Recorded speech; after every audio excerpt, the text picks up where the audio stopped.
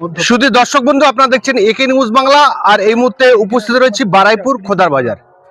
এই বারাইপুরে বারবার সংখ্যালঘুদের উপরে আক্রমণ, অর্থাৎ সংখ্যালঘু মুসলমানদের উপরে আক্রমণ করছে কারা?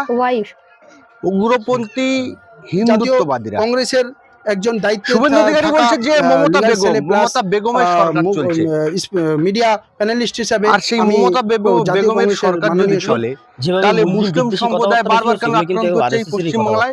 সরকার তো চলছে মমতা ব্যানার্জির, তাহলে সংখ্যালঘুদের উপরে এই আক্রমণ করার সাহস পায় কোথা থেকে? উগ্রপন্থী হিন্দুত্ববাদী এবং আরএসএসের লোকেরা খাসি দেখাচ্ছি বারবার। না মানুষ তাহলে একজনকে পিটিয়ে মেরে দিল কারা? উগ্রপন্থী হিন্দুত্ববাদীরা। বিন্দাখালী মসজিদে আক্রমণ করলো কারা? উগ্রপন্থী হিন্দুত্ববাদীরা। মসজিদের ইমাম সাহেবের বাড়ি ভাঙলো কারা? উগ্রপন্থী হিন্দুত্ববাদীরা। মাখালতলায় দুই ভাইকে মারলো কারা? উগ্রপন্থী হিন্দুত্ববাদীরা। কেউ শাস্তি পেয়েছে আমার জানা নেই। মুর্শিদাবাদে দুজন ব্যক্তি মারা গেছে, 13 জনকে যাবজ্জীবন সাজা দেওয়া হয়েছে। অর্থাৎ সংখ্যালঘু দরদি মুখ্যমন্ত্রীর এই চেহারা যারা আক্রান্ত হয়েছে, এবং কলকাতা হাইকোর্ট থেকে এসেছেন আইনজীবী আশফাক আহমেদ সাহেব, এনাদের প্রতিক্রিয়া নেওয়ার চেষ্টা করব। কি হয়েছিল সেদিনকে? আমি তখন আমার শ্বশুর বাড়িতে ছিলাম নেপালগঞ্জে। তা হঠাৎ আমার দোকানের লেবার আমাকে ফোন করে বলছে যে ফরজ যেখানে একটা অর্ডার আছে, খুব আস্তে গলাতেই বলছে, মানে একদম স্বাভাবিক সরলভাবে বলছে, যেখানে একটা অর্ডার আছে নিতে আসবি? তো আমি বললাম না, আমি এখন কোথায় যাবো, এখন যেতে পারবো না, আমি দূরে আছি। ফের ফোন করেছে, কেটে দিয়েছি, ফের করেছে। আমি ভাবলাম তাহলে মানে কোনো বিপদ হয়েছে বা কিছু একটা অর্ডার, মানে খুব ইমার্জেন্সি ব্যাপার আছে। তো বললো একটু আয় না, এখানে একটু অর্ডারটা নিয়ে না, নিলে খুব ভালো হয়, বাড়িতে আমি বসে আছি, একটু আয়। আমি বললাম ঠিক আছে, আমি যাচ্ছি, আধ ঘন্টা আমার সময় লাগবে। বললো কোথায় আসবি? জুলপিয়ার মোড়ে আসবি। জুলপিয়ার মোড়ে গিয়েছি, যাওয়ার পরে দুটো ছেলে এসে আমাকে নিয়ে গেছে, নিয়ে ভেতরে গিয়ে ওরা 4-5 জন মিলে নিয়ে চলে গিয়েছে।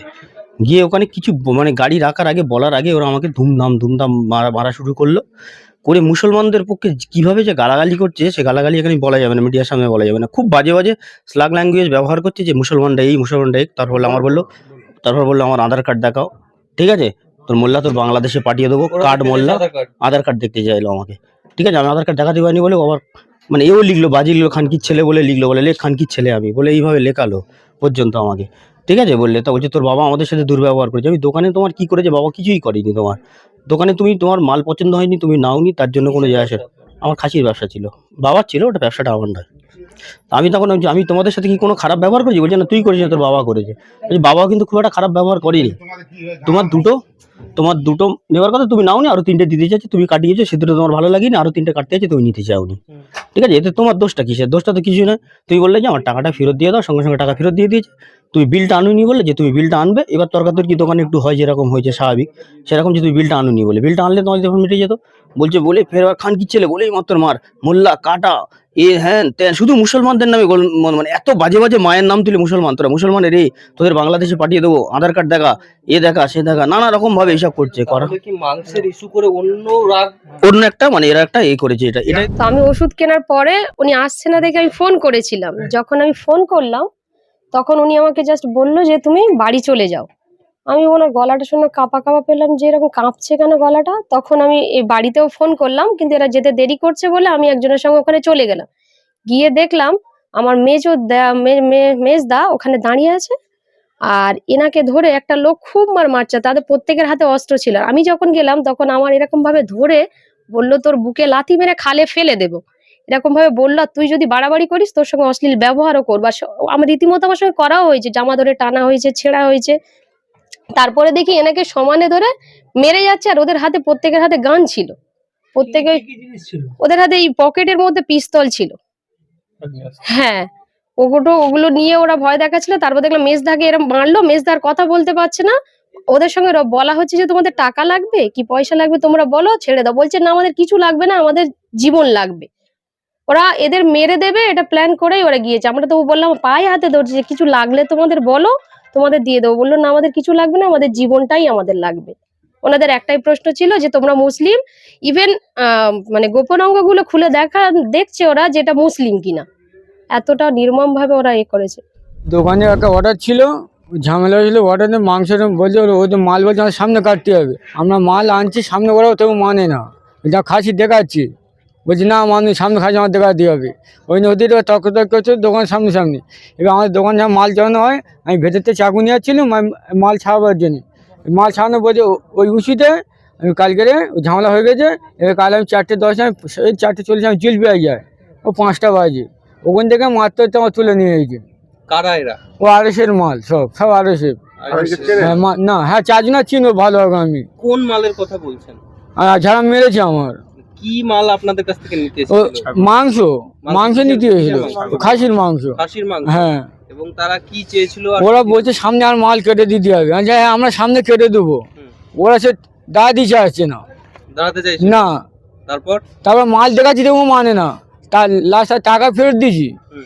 টাকা ফেরত আমি জানতে অরিজিনাল বিলটা তাহলে দাও, হুম। বিলটা দাও। ওই তখন হচ্ছে এবার। যে ওরা ওখান থেকে চলে গেছে? হ্যাঁ চলে গেছে। তারপর ঘটনা কি হলো? তারপর ওই ঘটনা হয়ে গেল। এই যে কাল যখন 4:40 হয়েছে, আমি কালকে জিলপিয়া কয়লা মোড় গেছিলাম। হুম। ওই দোকানে জিলপিয়া কয়লা মোড়ে ওরা 4 জন বসেছিল। হুম। ওরা চারজন যারা হ্যাঁ, যারা দোকানে মাংস নিতে তার দোকানে ওখানে বসেছিল।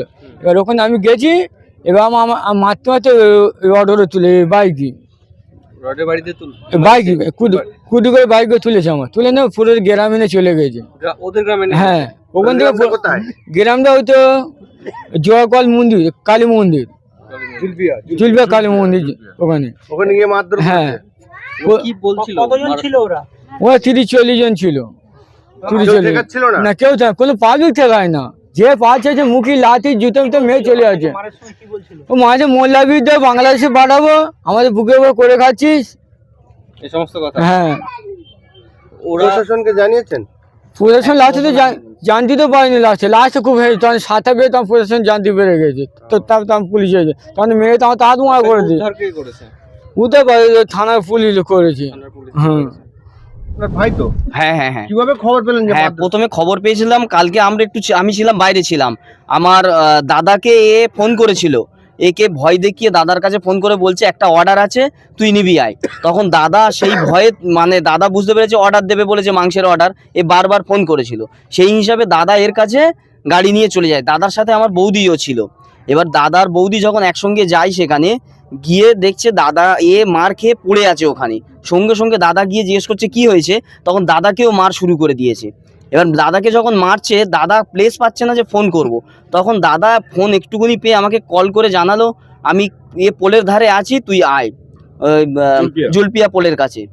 এইভাবে আসার পরে তারপরে আমি গেলাম। তারপরে এখান থেকে আমাদের বাড়ির লোককে ফোন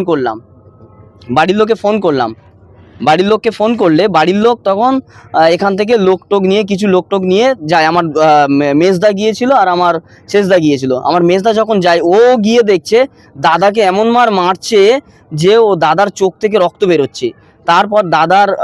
তারপরে আমার মেজদা কেউ ঘুষি মারলো, কেউ কিছু করতে পারছে না। কিন্তু ওদের কাছে একটা আগ্নেয় অস্ত্র ছিল বলছিল। হ্যাঁ, আগ্নেয় অস্ত্র ছিল ওদের কাছে, একজনের কাছে।